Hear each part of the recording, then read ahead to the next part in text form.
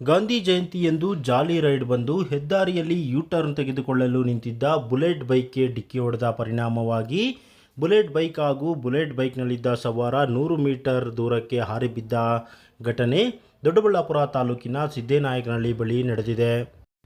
ಸಿದ್ದೇನಾಯಕನಹಳ್ಳಿ ಬಳಿ ರಾಷ್ಟ್ರೀಯ ಹೆದ್ದಾರಿಯಲ್ಲಿ ಯೂ-ಟರ್ನ್ ತೆಗೆದುಕೊಳ್ಳಲು ನಿಂತಿದ್ದ ಬುಲೆಟ್ ಬೈಕ್ ಸವಾರನಿಗೆ ವೇಗವಾಗಿ ಜಾಲಿ ರೈಡ್ಗೆಂದು ಬಂದಿದ್ದ ಬೈಕ್ ಸವಾರ ಡಿಕ್ಕಿ ಹೊಡೆದಿದ್ದಾನೆ. ಈ ಒಂದು ಸಂದರ್ಭದಲ್ಲಿ ಡಿಕ್ಕಿಯ ರಭಸಕ್ಕೆ 100 ಮೀಟರ್ ದೂರಕ್ಕೆ ಬುಲೆಟ್ ಬೈಕ್ ಹಾಗೂ ಬೈಕ್ ಸವಾರ ಹಾರಿ ಬಿದ್ದ ಪರಿಣಾಮವಾಗಿ ಬೈಕ್ ಸವಾರನಿಗೆ ಗಂಭೀರ ಸ್ವರೂಪದ ಗಾಯಗಳಾಗಿ ಸ್ಥಳೀಯರು ದೊಡ್ಡಬಳ್ಳಾಪುರ ನಗರದ ಸರ್ಕಾರಿ ಆಸ್ಪತ್ರೆಗೆ ದಾಖಲು ಮಾಡಿದರು.